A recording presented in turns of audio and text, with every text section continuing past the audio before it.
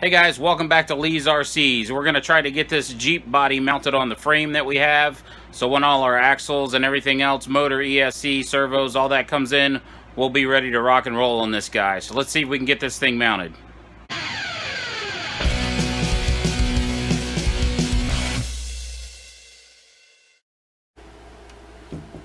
Okay, so it looks like our shock tower mounts are pretty well centered with our wheelbase. This is a 313 millimeter chassis. This is a 270 millimeter wheelbase body. It looks like these are pretty well centered, so I don't think that's going to be a problem. The only thing we're going to have to adjust is our link for our suspension. This does not fit the body right now. It is a little bit long. The frame is a little long. If I just tuck that back there, you can see it sticks out over the front. The back might fit, but overall that pushes everything a little too far forward. I mean, not real bad. So we'll have to do some modification there. I don't think the battery tray is going to fit right in this area because of some of the interior stuff.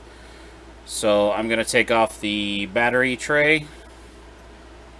And I believe I'm going to take off the front servo holder and bumper stay and the rear bumper stay. As far as bumpers, I think I'm going to go ahead and keep the Jeep bumpers. I think they look pretty authentic, pretty cool. I may trim this piece off the bottom here. I think that'll just get hung up on rocks when we're crawling, so I may just cut it straight across the bottom. And as far as the back I think won't be a problem. Again there, I might just trim this straight across to make this bumper level so this doesn't get hung up on anything. So let me get the front and rear bumpers taken off of the body. I'm going to take the battery tray off, and then we'll see how this fits up in the body there. Okay, so we've got the bumpers off front and rear. We have the mounts off the frame front and rear, and also took the battery tray off the back. So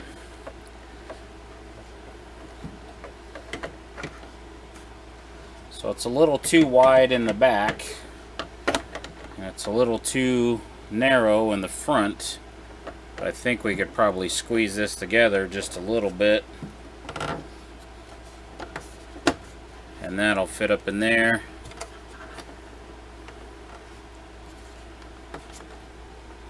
So that fits up in between the bumper there. Oh, wait a minute, that just fell in place.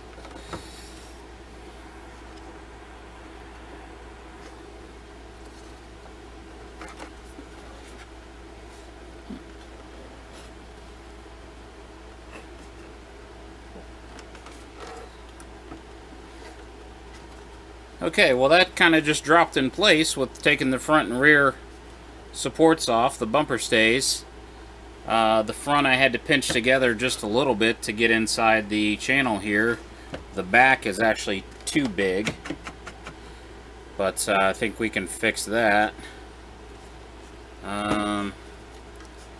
It's not exactly sitting level with the body.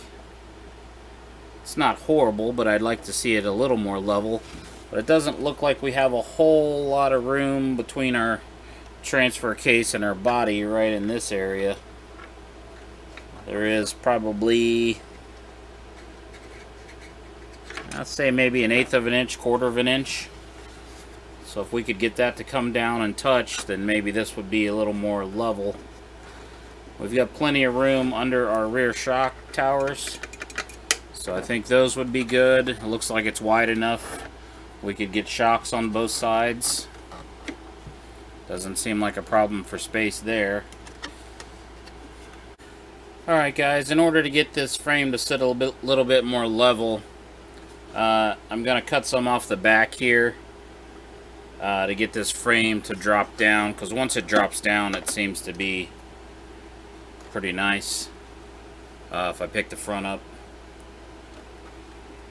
So what I did was measure the overall length of the body, and if I hold it to the front here on the 1 inch mark, just so you take the play out of your tape measure, hold it at 1 inch there, right to the edge of the body is 17 inches, so that would be 16 inches overall.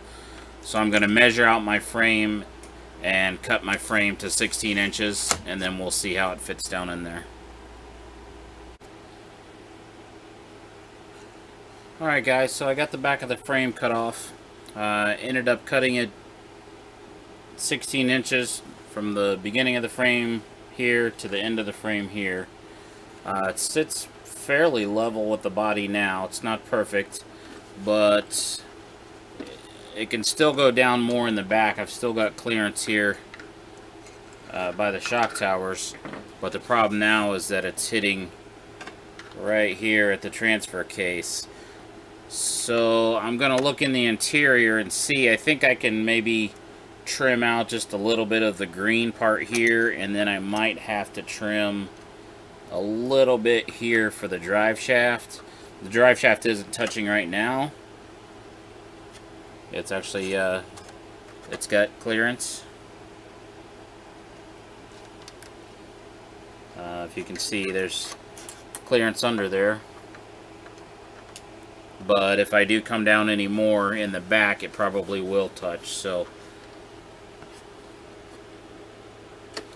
if I can get it up just a little bit higher, a little bit lower in the back, higher in the body, I think if I clearance this a little bit by the transfer case, and then maybe notch this just a little bit without getting into the interior,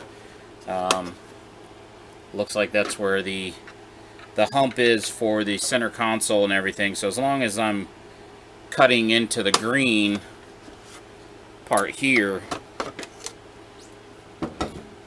as long as I'm cutting into this green and not getting into the black below it, I should be okay. I shouldn't be getting into the interior at all. So let me mark that, trim it out a little bit, notch this out here at the front, and then we'll see how it fits. Alright guys, so the console actually was able to come out with 2 screws. One was here and one was back here. So as long as I don't cut past this screw and that screw, the console still fits. You don't see anything from the inside. So I went ahead and notched out this piece to give clearance for the transfer case. And this was kind of jagged, so I cut some of that out. Now I'm going to go back in with the sander disc and go ahead and round this out. You can see right there's the seat, and this is the seat on the other side. I just have to still notch the front here for the transfer case drive shaft, but we haven't really gotten into the interior. Just kind of touch the seat right here. I know it's kind of hard to see, but once the console's back in there, you're not going to see it. So console drops back in there.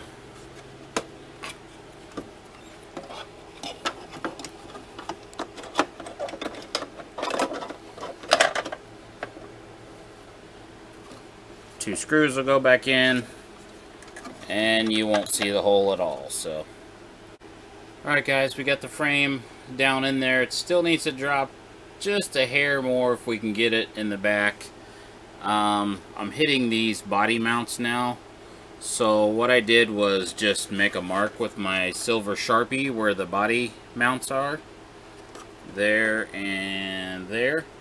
And what I'm going to do is just take the buffer wheel on my Dremel tool and kind of bevel that out a little bit so the frame will slide right over that post. And then we'll be able to put a bolt and a washer on there to hold the back. Not sure how I'm going to do the front yet.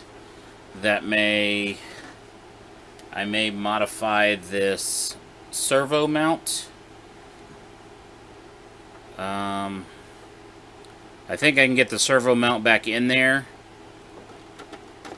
And I may just cut the front of this off right here to where I just have this part, this square part, and then just cut this edge off all the way across. because I don't need the holes for the bumper, because we're just going to use the plastic bumper for now. You can get these later if you need to, so that's no big deal.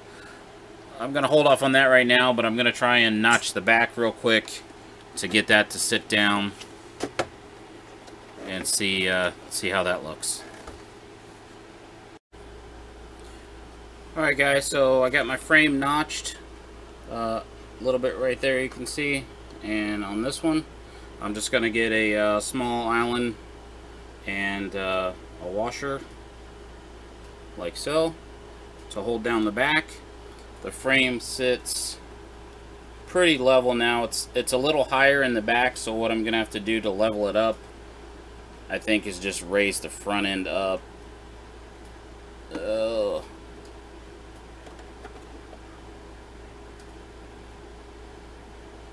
Probably about that much to where it's level with the bottom and the front right here. When I push it down all the way and it's got this little bit here, I don't like the way that sits. But if I bring it up level with the bottom of the Jeep like that, then that's not really too bad. I can live with that. Alright guys, so there we go on the rear. Just an Allen screw with a washer. Kind of pinches the frame in the back. I'm going to cut a piece of this rod to put in the back here as a brace to keep this from flexing, and then the same thing on the front. I'll cut a piece for here to here, tap it, and then we'll still be able to mount our plastic front bumper.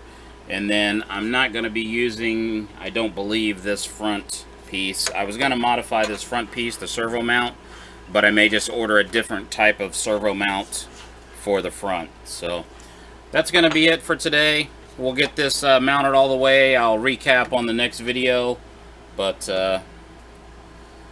it's pretty much mounted. I don't want to make these videos too long, but that's pretty level there, so I'm pretty happy with that. I can live with it a little bit out of whack, but it doesn't look too bad. So tried to get it up as close as we could to the body without cutting into anything.